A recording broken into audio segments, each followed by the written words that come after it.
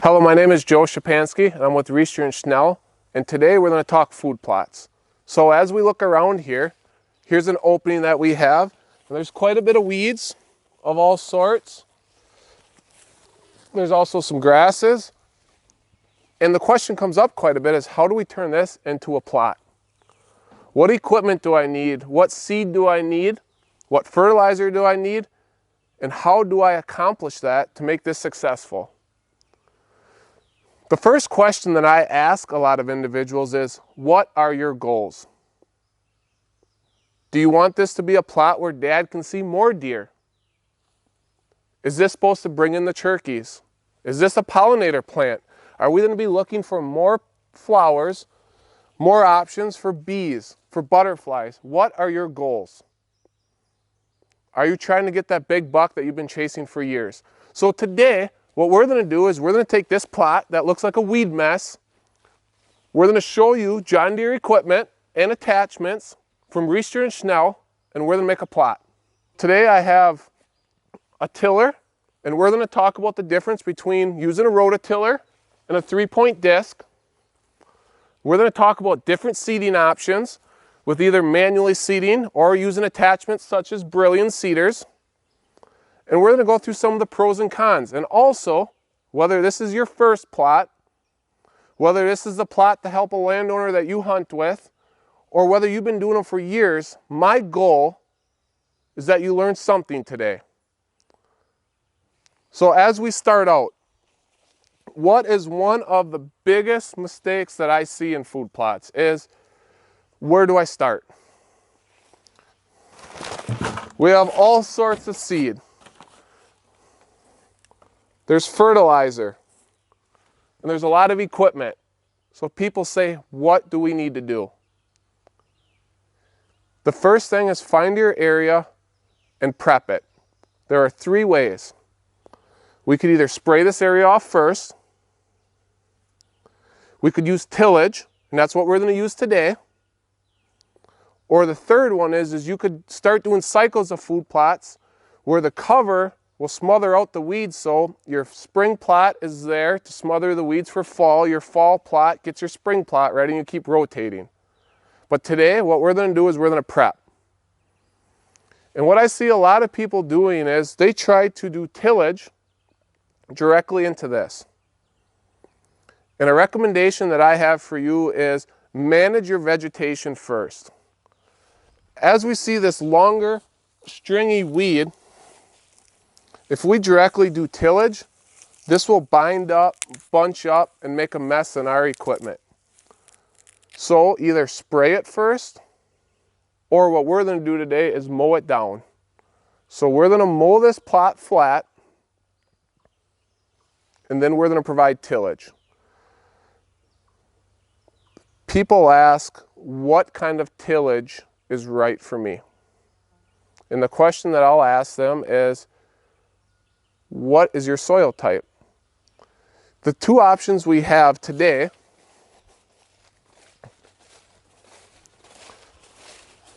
is a rototiller. And what's nice about a tiller is it's going to work the ground up extremely smooth and fine and quickly. And it's going to do a really nice job. The downside though, as we see all these tines, are, do you have a lot of rocks? In a rockier soil type, tillers are going to bounce around, bang around more. Then we're going to look into more fixed tooth, non-rotating tillage engagement such as disc. And we do have a disc over here from Frontier. We offer this as well. It's a 3-point disc. This will be able to help the rocks flow through easier if that's the kind of ground that we have. So I ask the individuals, are you rocky or are you not? What else you'll see as we use a tiller later on is if you have irregular shaped small plots, you are able to back in, such as this plot, you are able to back into the corners easier than running a disc.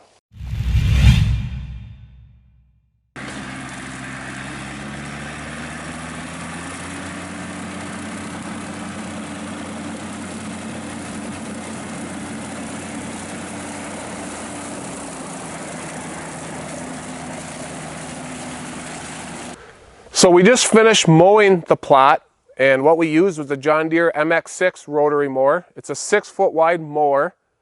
What is important as we're speccing these mowers is not only the horsepower of the tractor, but the width.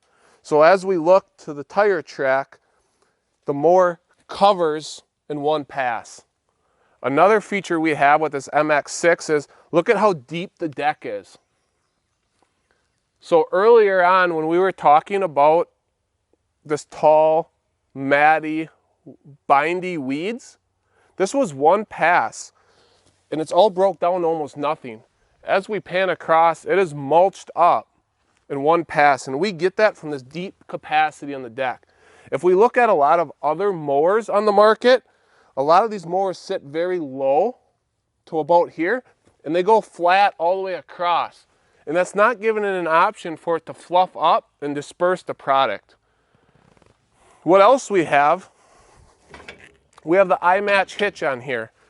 So shortly, we're going to hook up to a rototiller with this tractor. I have to unhook my PTO. I will pull 2 levers, and I can detach this implement. Very, very quick hooking up and unhooking. So our next task, like I said, we had a 6-foot rotary mower. We'll be using a tiller.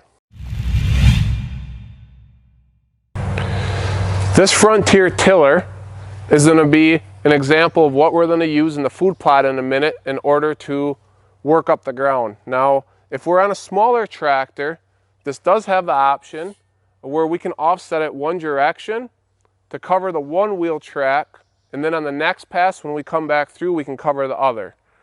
On this example, on both sides, we're sticking past the wheels, so that is not an issue. But it is an option to be aware of if we're on the smaller tractors. What else we do have is we do have the iMatch option as well. So we can have a quick connect and disconnect of this tiller.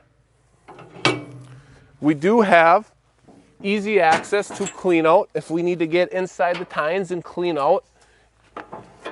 And lastly, for easy adjustment, we do have depth shoes on both sides. And what we're able to do is we can loosen this bolt and use this depth gauge to either make the tiller work deeper or more shallow.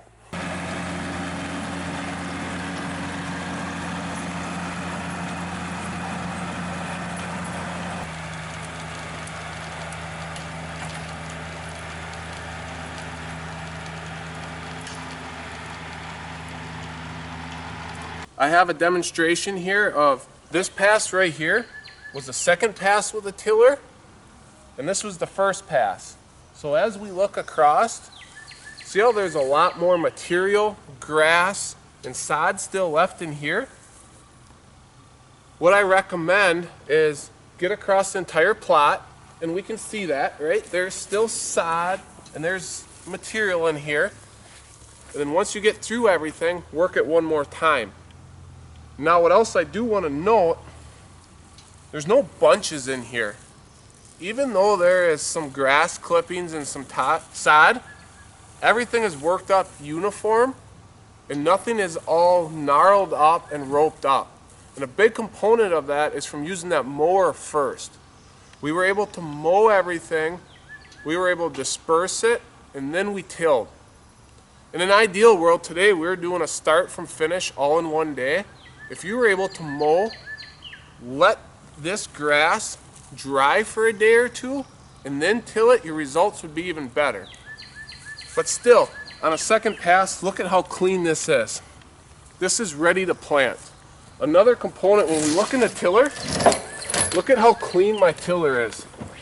I have no binding, I have no snarled up grass, roped up, wrapped around the bearings, and that is a result of mowing first and reducing the residue size to a smaller piece. What is amazing with this tiller, there are a few different things we can do. Right now, on very fluffy soil,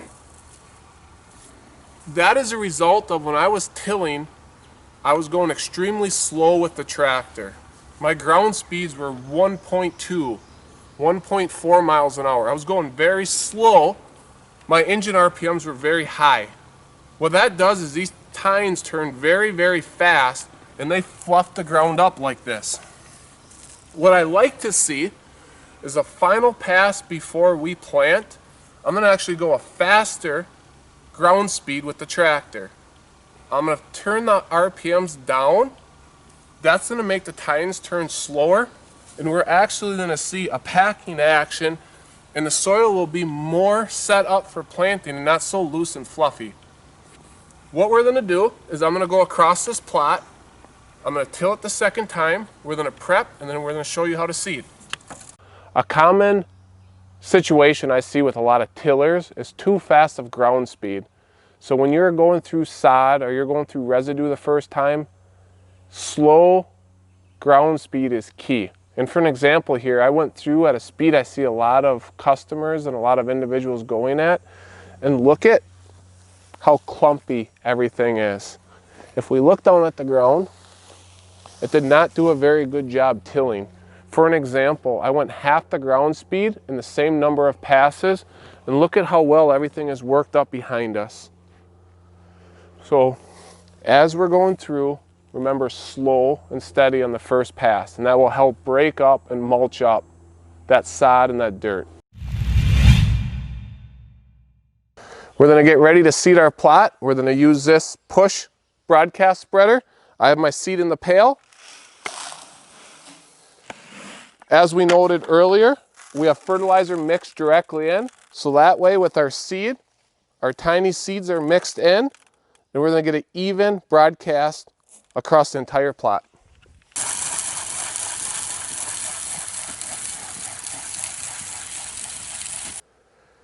Our final step is going to be working in the seed after we broadcasted it. What we're going to use is we're going to use this Brilliant seeder to simulate if we had a cultipacker behind a four-wheeler or a tractor. So the cultipacker is this roll of wheels that are going to pack in with good seed to soil contact. If we did not want to use the push spreader like we used, this Brilliant does have a compartment where we could put the seed in and do it all at once. So what we're going to do is we're going to keep the hopper empty and simulate what it would look like once this is rolled out.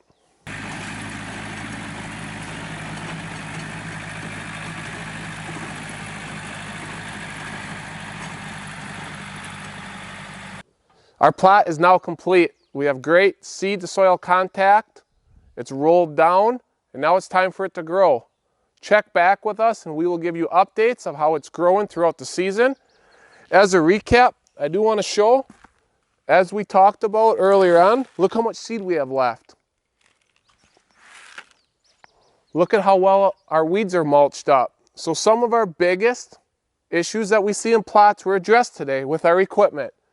Having good residue, good weed management, not using too much seed, and we had a goal. We had a goal to complete this plot to see more deer in the fall. So keep in tune. We will give you updates.